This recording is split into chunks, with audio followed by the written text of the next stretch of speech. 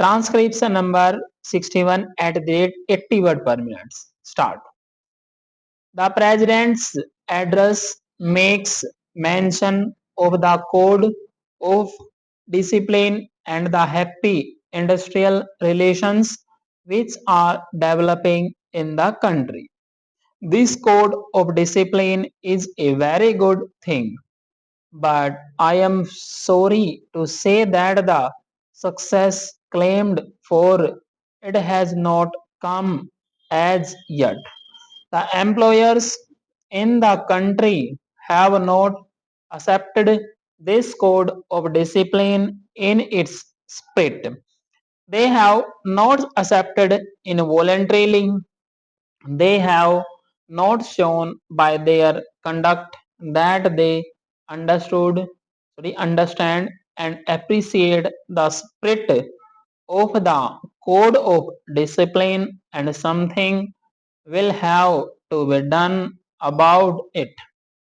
The code of discipline can bring about better harmonious relations.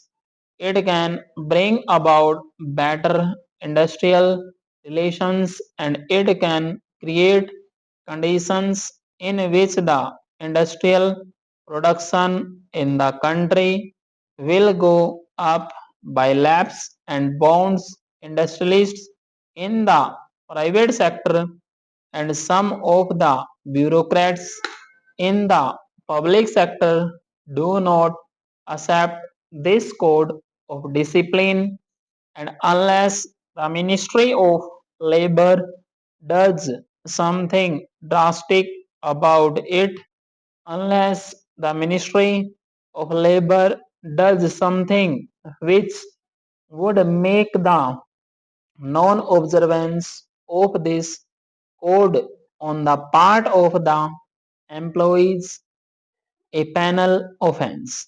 I am afraid the spirit of the code would be defected. The Ministry of Labor has done well in bringing forward a code of efficiency and welfare. There is as yet not enough agreement on that code even from the labor's point of view, but I'm sure efforts to further the acceptance of this code of efficiency and welfare will be continued, and if that is done, it will be a great help to industrial production in the country. In the matter of the bonus commission, sir, the progress made has been disappointing. It was as early as January 1961 that the Honorable Labour Minister announced the appointment of the commission.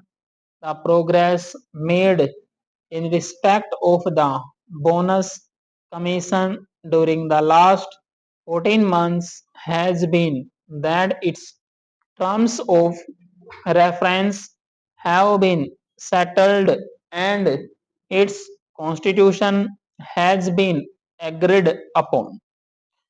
That I am afraid is very slow speed in the direction of the solution of a problem whose solution is very important. The President has correctly mentioned the great objective of securing workers' participation in the management and the establishing of joint management councils. Stop. But the most important thing is that the gains or the profits should be shared by the toilers. A share of the produce of their toil should come back to those who toil. The acceptance of profit sharing is an old thing. It was accepted by those responsible for the industrial truce 14 years back, but we are yet to evolve a satisfactory formula. The full bench formula of the Labour Appellate Tribunal, repeatedly approved and endorsed by the orthodox judges of the Supreme Court, is no solution of the problem. It just denies the workers their due share in the profits. It was because of this peculiar situation that the need of appointment of the bonus commission was accepted by all parties. But what we now find is that it has taken them 14 months to decide the terms of reference of the Commission, and I do not know when we can expect its report. The members of the Bonus Commission should be directed by the government to find an early solution to this important problem. Similarly, I must point out that the delay in the matter of evolving a consolidated scheme of social security for industrial workers is a dangerous thing. We have today a number of social security schemes, but none of them looks after the workers in his old age. The government of Uttar Pradesh made a provision that the discharge of workers because of ill health or old age should be treated as retrenchment stop. But we have now the verdict of the High Court of Allahabad that this cannot be done. The result is that while workers in industrial establishments today are covered against the risk of ill health, there is no insurance against the risk of old age. There is no scheme of gratuity which the industry has to follow. There is no old age pension scheme which the industries in the country have to adhere to. The result is that there is a big gap or disparity in the lives of the workers who are in employment and those who are out of it, particularly those who are thrown out of employment because of old age or continued ill health. Therefore, something should be done about it as soon as possible, and there should be some sort of a scheme to see that the worker, after meritorious service to the industry, got at least the equivalent of a retrenchment relief when he retired due to old age or continued ill health. That is a pressing problem. We know that in Kanpur, industrialists have adopted the practice of terminating the employment of workers merely by giving them 12 days notice. The worker is told that he has found to be unfit. Transcription number 62. I would like briefly to give the background under which this bill has been brought forward by the government. The House is aware that this institution has been in existence now for nearly half a century. It was established in 1910, and since then it has rendered very valuable service for the promotion of Hindi, and through holding various conferences, it focused the attention of the country to the great importance of Hindi as a national language.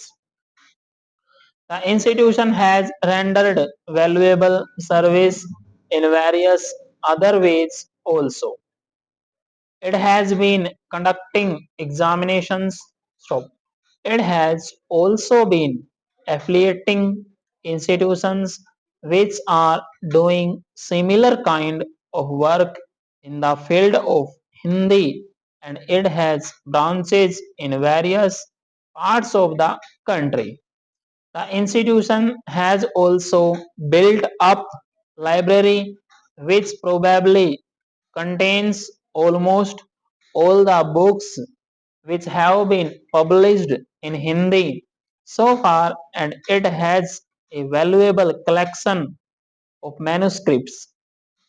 I understand that it is one of the best in the whole country. It conducts various examinations, and these examinations have been recognized by the government. It has also on its rolls a large number of members. Some differences have arisen among the members, and the activities of the institution have been paralyzed. After the declaration of Hindi as the official language, it was thought by the Sammelan that it was necessary to amend its constitution. Therefore, at the Hyderabad session of the Sammelan held in March 1949, a resolution was passed for the amendment of the constitution, and a committee of 21 members was appointed to frame the rules and place its recommendations before a special session of the Sammelan to be held at Patna. This committee did prepare a draft constitution for the Sammelan, and it was placed before the Patna session of the Sammelan. But unfortunately, at this session, differences arose among the members, and after a good deal of discussion, it was decided ultimately to entrust the framing of the constitution to a committee of 11 persons, with this proviso that a constitution signed by 8 members shall be deemed to be approved by the general session of the Sammelan. This committee prepared a constitution, and it was considered by the session of the committee held in December. At this session, differences arose among the members, and the Sammelan was not able to hold its session. The situation now is that the institution is in the hands of an official receiver. He has done good work, but obviously at the present moment, because he is only an honorary person looking after the institution, he cannot give much time, and the institution had not been doing the work for which it was established several years back. Various efforts have been made to bring about some kind of a settlement, but all these efforts have failed. Ultimately, the Uttar Pradesh government had to intervene and pass the Act of 1956.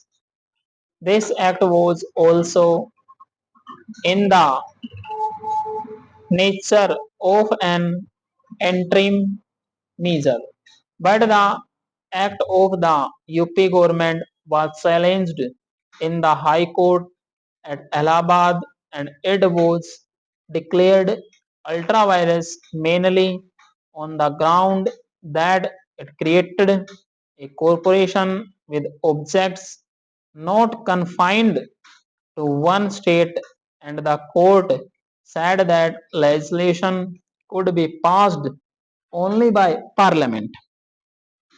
We have been receiving various representations from people who are interested in the welfare of this institution and the promotion of Hindi, and the government have therefore thought it proper to declare this institution as an institution of national importance and to rescue the institution which has unfortunately fallen into evil deeds. This is the main purpose for which this bill has been brought forward. The special features of this bill are these.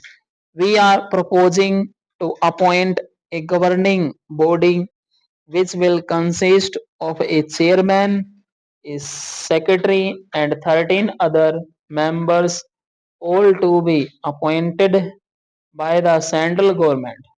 But this will only be an interim measure. This bill empowers the governing body to make, with the approval of the central government, the rules of the Sammelan. It will also set up a properly constituted government body which will take charge of the institution in course of time.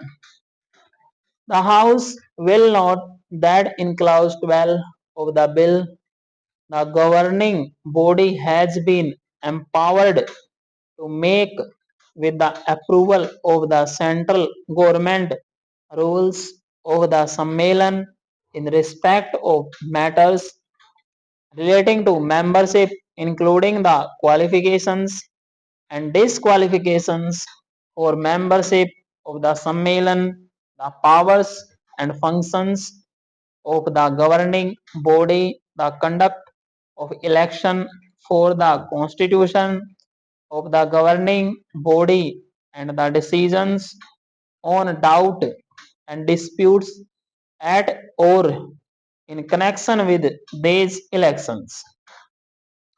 It is also proposed that the accounts of this institution should be audited by a chartered accountant.